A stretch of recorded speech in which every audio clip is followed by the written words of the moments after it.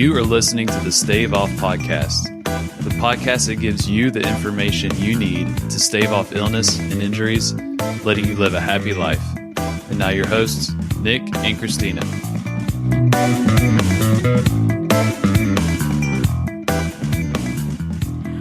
Hi, everyone, and welcome back to the Stave Off Podcast. My name's Christina Novak. I'm a registered physiotherapist and one of the co-owners of Stave Off Physiotherapy and Exercise Facility. I have finally got my co-host back with me. So I have my lovely fiance, Nick, back with me. Say hi, Nick. Hey, everyone. Just a word of warning. I'm getting a little sick, so if you hear any labored breathing or... If he sounds a little nasally, that's why. Actually, Nick can never listen to these podcasts again because he always hates hearing the sound of his own voice. So being sick maybe make it worse. I feel bad for everyone. No. Wish I sounded more like Morgan Freeman. Then you'd be doing all of those videos instead of running a gym. All right.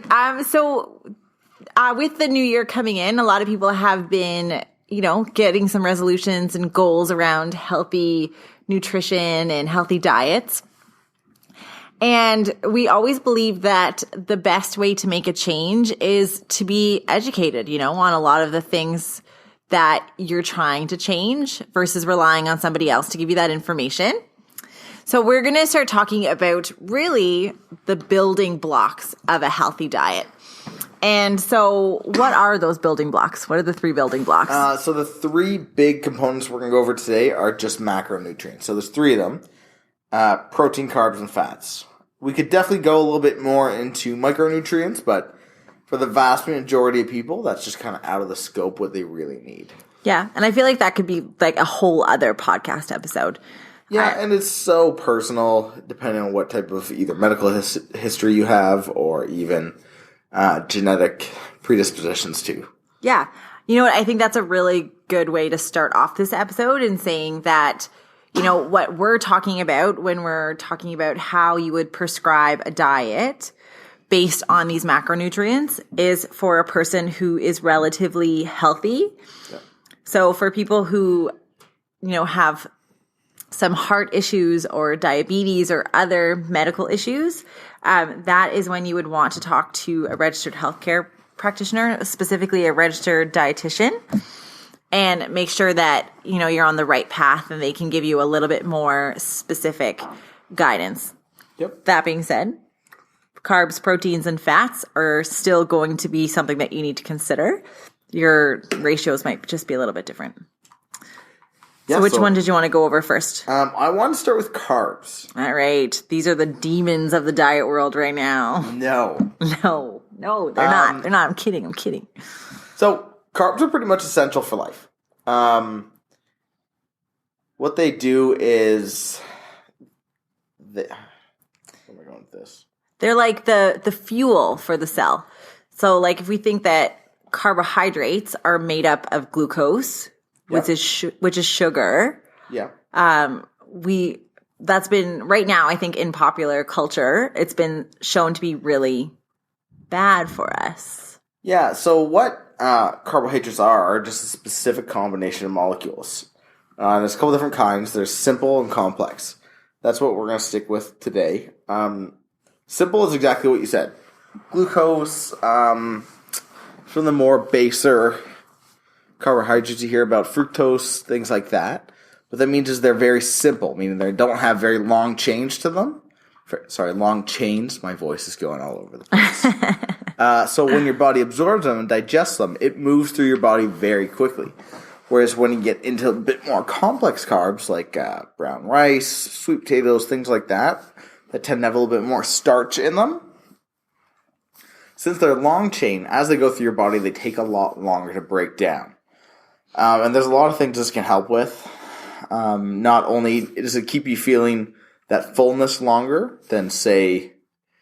Like complex carbs versus simple carbs, you mean? Yeah, complex carbs make you have that feeling of fullness longer. Yep. They kind of help you with maintaining a pretty steady insulin level. They don't really spike anything. Yep. Okay, so let's go back a little bit. So what are some examples of simple sugars? You mentioned that complex sugars, some examples are those whole grains. So, like brown rice, whole grain pastas, all of those type of foods. What would be an example of a simple sugar? Refined sugar, refined white sugar. Perfect example. Anything where you look at the label and you see sugar or... Like the oses, right? Yeah, oses vary. So fructose. Yeah. Let's see. There's two more big ones. Sucrose, fructose, dextrose, maltose, I think is another one. And with these added sugars is the smaller sugar molecules that Nick was talking about. Mm-hmm. So we have those small sugars, which are the simple sugars. Yep. And then we have these long chain sugars, which are more of the complex sugars. And as Nick was saying, because they're so complex, there's more steps involved in breaking them down when it comes to our digestion. And therefore, it makes it so that our body's insulin level stays more consistent versus the simple sugars, which can flood into the cells really quick, spike our insulin levels. And these are probably the ones that are more in the moderation zone, right? When it comes to most people's diet. If you think about plain white sugar, refined sugar is basically in itself just glucose. Mm-hmm. What your body does to, say, sweet potato or brown rice or anything like that is that it turns it into glucose. But it has to go through a lot more steps, a lot more processes. So you actually burn calories while you're doing that because you have to bring it into your body. Right. Your body has to refine it. Right. And that's how some of our energy systems work. I think right now there's been some diets in particular that have talked about limiting the amount of carbohydrates that we have. And we've had a lot of questions about that in the last couple of weeks. And I think what Nick and I kind of prescribe to more than anything is that those processed sugars, those simple sugars, are the ones that we should be working on having less of. Yep. Right? Sorry about that. So simple sugars can lead to a lot of not great things. Mm-hmm. So like I said, they spike your insulin, and if you have that over a prolonged period of time, you develop insulin resistance, which in itself is diabetes. Which can develop into diabetes, exactly. It also creates more fatty cells in your blood, which can lead to bad cholesterol, which can lead to heart problems, so on and so on. Right. Where complex carbs almost do the opposite. So they control your insulin response, they control your energy level, and they actually control some of your insulin sensitivity as well. Yeah, I think that's a really interesting point that Nick just brought up, because in the last, I would say, year or two, there's been almost this shift from the cholesterol and the blood pressure perspective, where at first people said, avoid saturated fats altogether because it will increase your cholesterol, your bad cholesterol, and lower your good cholesterol. But now they're starting to see that some of these processed and refined sugars can actually do the same thing. Yeah, so they're spiking your insulin, which your body's sending a bunch of hormones through your blood system, which in turn is actually raising the level of lipids in your bloodstream, because that's how your body sends hormones or anything like any message or any type of hormone molecule. It sends it through lipids. So that increases the fat cells in your blood. Right. So lipids are the fancy science word for fat. Yep. And hormones often will tie with a fat molecule and go into the bloodstream. Yep. What that means is that as the sugar is increasing different hormones in our body, more fats are tying to those hormones, and then it's creating more circulating fat in our blood. And that is how the simple sugars can affect our cholesterol levels or some of those heart healthy markers of health. Yeah. So while a lot of people will say, ease off on the red meat, if you're having a lot of sugar, that's also a pretty big deterrent to it as well. Mm-hmm. So we're coming right back to the moderation. But the flip side to that, and this is why I think going in extremes in any direction can be really hard when it comes to dieting, is that our body needs glucose. Our brain uses glucose to function. I've gone on times, and obviously this is going to be person dependent, where I've been really low in carbohydrates and it's affected my concentration. I'm a PhD student. I need all the concentration that I can get, especially in our world of tons of distractions and politics that are currently taking my attention. And so you need to make sure that you're having a supply of carbohydrates that is coming from a good source in order for your body to function properly. And I think that's part of a healthy, balanced diet. And your intake's going to be pretty person dependent. People who are a little bit more active are going to demand more carbohydrates because they're just more active. So when you're more active, our main source of energy is actually carbohydrates because you use glucose. Your muscle uses it, especially in short-term activities. If you get into the really long phases, it can be a little bit more of a fat source. But for the vast majority is is glucose, which is carbs. Yep. So in a non-trained kind of optimal person, just for total body function, we recommend about 130 grams. And this is an average of men and women. It can definitely fluctuate. Like I'm closer to 300 grams a day. So it's really, and like I said, super dependent on your activity level and kind of some of the back history as well. Yeah. So end fact is that carbohydrates are not bad for you, but you want to make sure that you're probably getting carbohydrates from better sources than Snickers bars and sour keys. And we want to just try to encourage that, having fruit isn't bad. Like I've heard some extremes that say, oh no, there's too much sugar in fruit.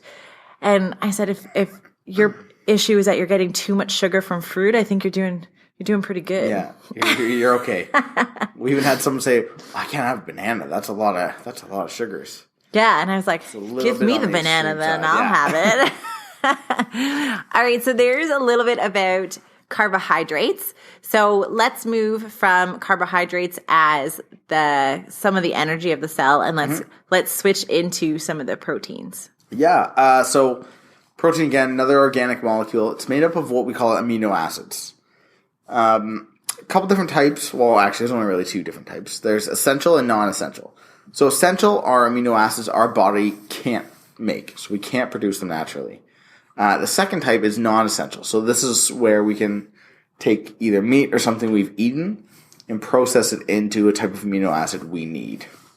Right. So I guess this could be me being wrong. So if it's an essential amino acid, it's called essential because we need to get it from our diet. Yes, exactly. If it's non-essential, it means that our body is able to produce it on its own. Mm-hmm. So for example, if we have an amino acid A that is an essential amino acid, I have to get that molecule, amino acid A, from my diet. If I have amino acid B that's a non-essential, and for some reason I don't get it from my diet, I can still produce it. So there's some chemical reactions that can happen in my body that can produce it. Is that right? Yep. That's the way. Okay. But like protein, out of all of them, protein is the most essential. Out of the three macronutrients. Protein does everything in your body from cell transport. It's usually acts as the gateway between cells to bring in new nutrients and old nutrients out, and hormones in, hormones out, all that good stuff. It also aids in your immune system, your metabolism. It basically repairs and fixes all the cells in your body. So if you have a cut and you are pretty protein deficient, that cut's going to take a lot longer to heal. Mm-hmm. Mm-hmm. So if carbohydrates are our energy, protein is how we restore and maintain how we build up or make sure we don't break down for everything that we do day to day. Yeah, it also helps worn out cells and things like that. Yeah, repair. And I think that what we see the most is this is the nutrient that people often don't get enough of. Yeah. It's the most expensive. That's why. And it's also the most expensive. We had one of our clients who's a student said, well, since I started university, I haven't really had a lot of meat because, meat's expensive. Yeah. Meat is expensive. It is expensive. No, it's expensive. We also get a lot of people ask us, they say, well, I heard, too much meat is going to affect my kidneys. Or too much protein in general. Yeah. Not even just for meat. This is a big myth. It has been debunked. We've seen people as high as 1.5 grams per pound, not kilograms, per pound of body weight, and their kidney function's fine. Yep. And actually, one of the PhD doctors, professors who are on my committee actually did some studies like this who put kids who are in university on, I think he did 3 grams per pound. Yeah. And there was no issues with kidney function. It showed a plateau, like you don't need that much protein in order to recover after exercise or anything like that. Like you don't need that much. But despite what some people may think, it's actually not bad for you. Yeah, it's not going to, like our kidneys are really good at filtering stuff out, and protein isn't toxic in any way. So unlike other macronutrients like fat and carbohydrates, we can actually intake only so much protein. It takes a really long time to digest. So say carbs and fats take about 10 minutes to go through your body. And I'm just totally making this up.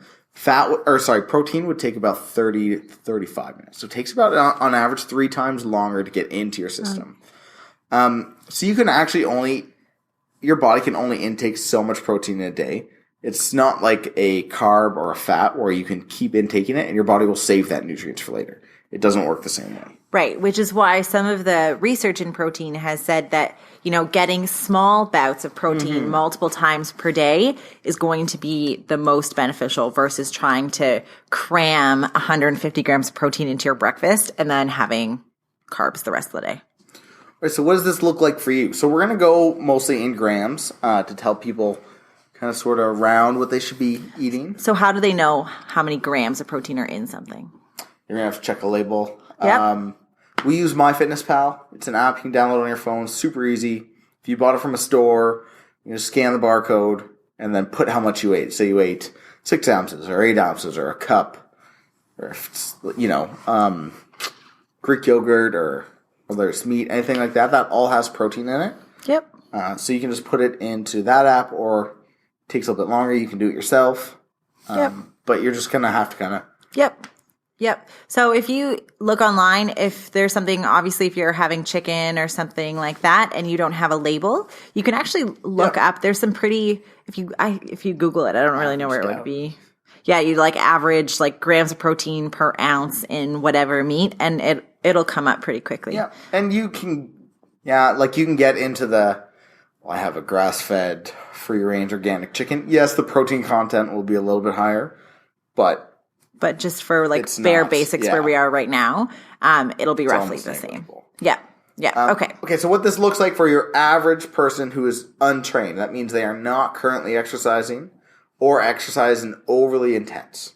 So a non-athlete. I wouldn't even say non-athlete. I don't consider myself an athlete anymore, but I'm still. So I'm saying someone who is training recreationally in the gym 3 to 4 times a week. Less than that.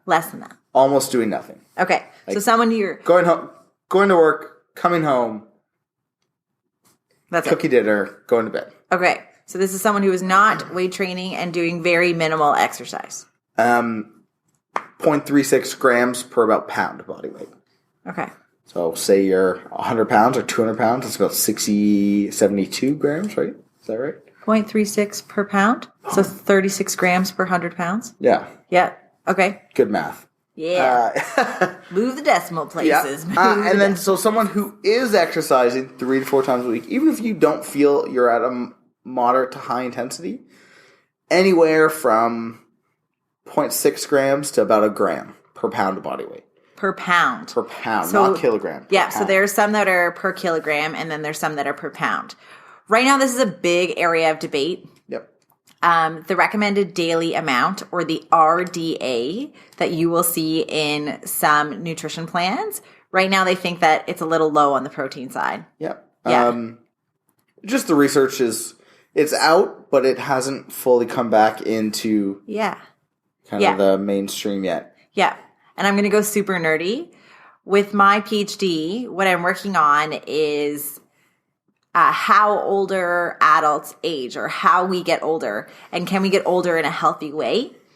And one of the things that is a huge area right now is a term called sarcopenia. And what that is essentially muscle weakness. Yep. One of the best ways to keep your muscles strong and healthy, not only strength training, but making sure you have enough protein. That is like the magic formula for keeping your muscles strong. And that is going to keep you moving. And so if you have a parent that you know that they're not eating enough protein and that they're starting to slow down, try and encourage them. It's not Boost, though. Don't do Boost. Don't do Boost. That's a lot of sugar. That's a lot of sugar. So protein is super important. Super important. It also makes you feel a lot fuller, a lot longer, too. Yeah. Because like I was saying, your body takes a long time to process protein. Mm-hmm. So it just makes you feel a lot fuller for a lot longer. And based off the laws of thermodynamics, since it takes longer to put it through, you're actually burning more calories as well. Perfect. That's a good thing. Burning more calories is always a good thing. Okay, so then if we sum this up, so protein is repair and restore. So it's good for immune function. It's super important for maintaining our strength. And our metabolism.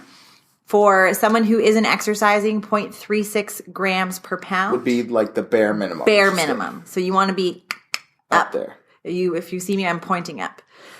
For people who are exercising, it's a little bit more than that. You're looking at 0.6 to 1 gram per pound. Obviously, if we're looking in kilograms, we're going to have to flip that a little bit. And 3 to half a pound. Something like that. Or sorry, half a. And know, too, that these guidelines probably will change in the next little while. Hopefully. Yeah, we're probably going to see that they're going to try and up that because they're showing that you can get really high levels of protein. It's perfectly safe. Mm-hmm. And sometimes, based on where you are, getting more protein is better than getting less protein. Yep. For sure. All right, fats. All right, let's go into the last one. Fats. Dun, dun, dun. Again, another organic molecule. Organic meaning that our body just makes it. Or that it's one of the building blocks. It's like biological tissue, right? Organic. Yeah. It's versus organic food. Made. Yeah, it's our body's made. But I feel like organic foods are odd. Like there's like this misnomer about organic. Anyways, that's all it means is it's found in our plants. Yep. Okay, so basically it's just carbon, hydrogen, and based on the layout of each carbon, hydrogen, you'll get a different type of fat. So I'm sure you've heard polyunsaturated fat, monosaturated fat, monounsaturated fats, triglycerides, all this stuff. There are about, I want to say 9 different types. Yeah. I think it's 9. Yep. And so from like a nerdy biology perspective, what those unsaturated, and saturated means. Saturated carbon, right? Yeah. So if it's saturated, it means that, so the carbon has 4 molecules that can attach to it. Mm-hmm. And it can be in a single, it can be a single bond or it can be a double bond. And if it's our dog is currently looking for our attention, so it's crying. So a saturated fat means that there is no double bonds, which makes it harder to break down, I believe. Yes. Yep.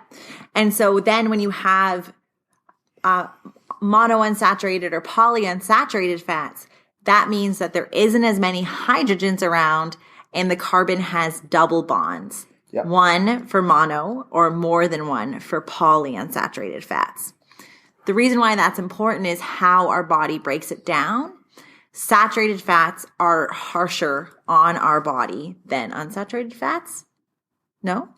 So saturated fats are the ones you get from animals. Like steaks. Yeah. That's the steak issue. Yeah, and then saturated would be avocados and oils. Yeah. And then polysaturated is like fish oils. Like that's like your omega-3s. Right. Sorry, harder on the body, mean worse. Yes. Okay. Yeah. Sorry. Go Yeah. ahead. Yeah. And so, but don't worry. We'll get it. We'll get it. Yeah. But saturated fats, even now, this is another area of huge debate.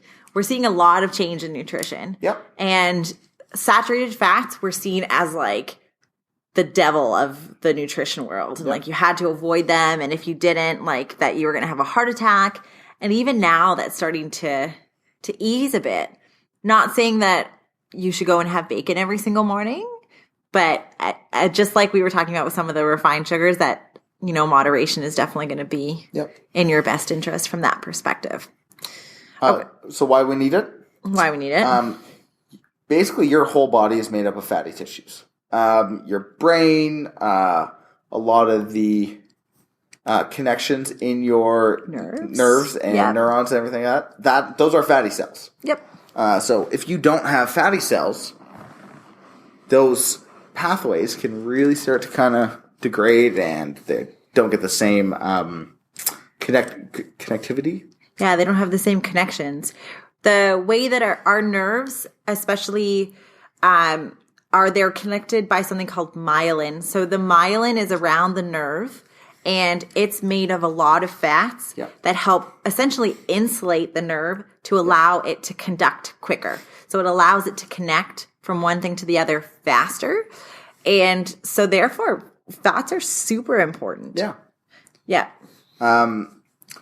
Like you said, basically our whole body, everything that is really doing any motor connections, anything we are telling our body to do is being sent through a fat tissue through a myelinated axon. Myelinated axon. Yeah, you're right. So that's being sent through there. So what we do with fats is basically everything our body does is gone through a fatty tissue of some kind. Yeah, absolutely. And I feel like I'm like a broken record, but we are starting to learn more and more about how important healthy fats are for our bodies. I feel like it's almost every week that I'm seeing an article come out about omega-3s and how important in joint health, in helping us with inflammation throughout our body. Yeah, they help concentration on too. Yeah, I was in, when I was in fourth year, I was actually in a nutritional neuroscience class, which was super fascinating. And it was talking about omega-3s and anxiety and depression, and that because omega-3s are on the outside of our neurons, kind of making up the outside casing of the neuron, helping things come in and out, just like Nick was talking about with the signaling, that there's actually some links between, how much omega-3s people are taking in and mood. Yeah. And so they're super, super important. But I think we're going to learn a lot more, and we're going to see a lot more coming out about just how important these things are. Yeah. So if you want to stick kind of sum this up and talking about the healthy fats, so stick to the saturated, monosaturated, polysaturated, unsaturated. So Not saturated. We're sticking to the mono and poly unsaturated fats. Yeah. So those are going to be the important ones. Some sources are meats, so fishes, or that have the omega-3s. Mostly polyunsaturated. Which are polyunsaturated fats. And then some of the oils and avocados, things like that, lentils. Monounsaturated. Yep. Lentils, nuts are good sources of healthy fats. The only thing with fats, though, is that they are higher in calories. Yeah, if we're thinking about calorie counts, I think it's carbs is 4 calories per gram, proteins is 7 calories per gram, and fats is 9. And so therefore, we kind of have to make sure that we're not going to, like, if I can eat cashews, I would unknowingly eat thousands of calories because they're delicious. And I love them, but they can be super high in calories. So we just need to make sure that we're careful with how much we're consuming from that perspective. Yep. So would we say that fats are like communication?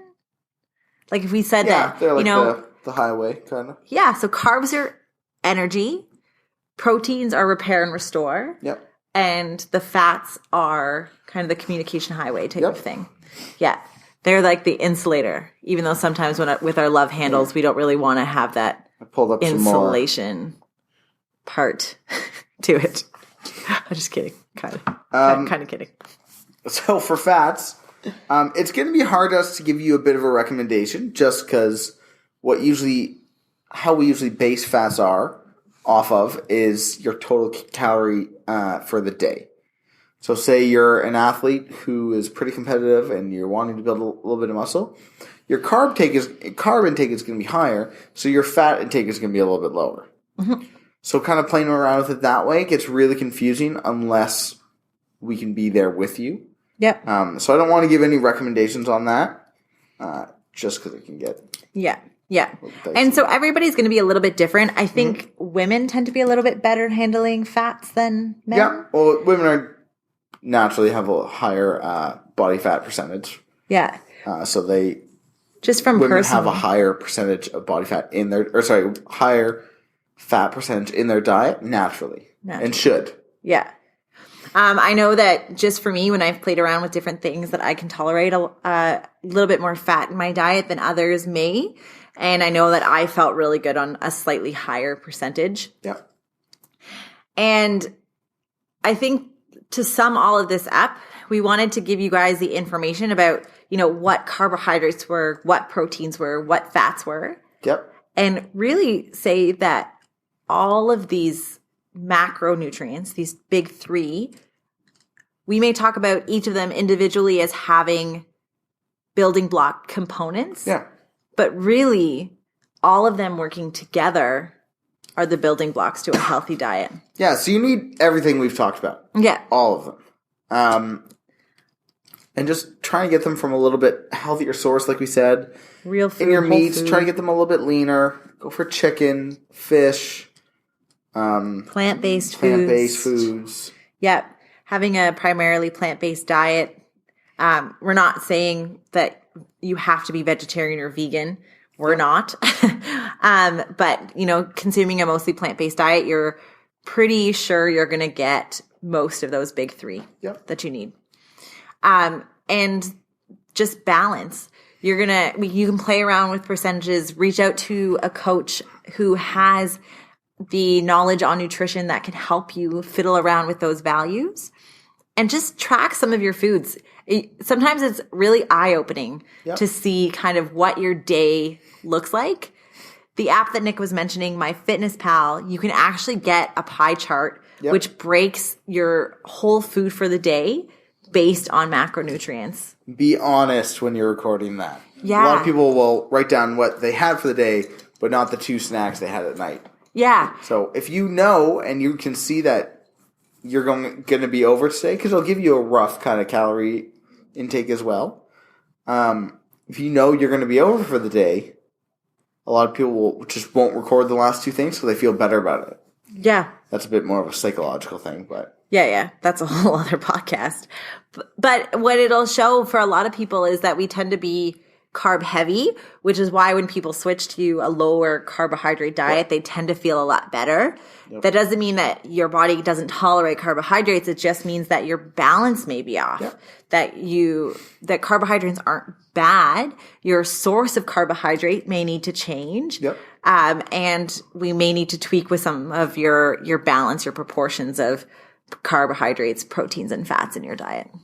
And like we said, it's going to be person depending. Your activity level, your height, your weight, everything plays a role in it. So I can't just say, 40, 30, 30 in terms of percentage. It really matters about your activity level, age, gender.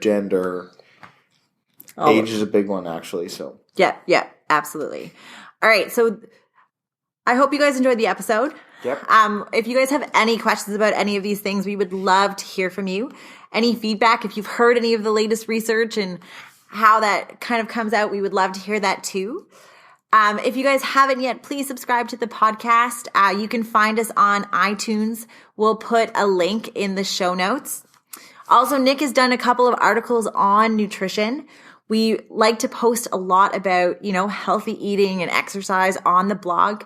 So check us out at staveoff.ca/blog.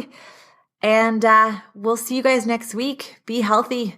Try and make good choices. Carbohydrates, proteins, fats. And we'll see you next time. All right. We'll see you next time. Bye guys. Everyone.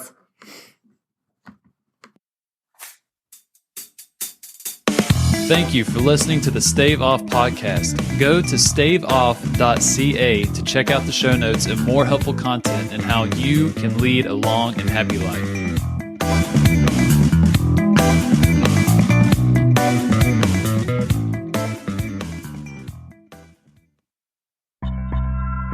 This podcast is brought to you in partnership with the Senior Rehab Project at seniorrehabproject.com.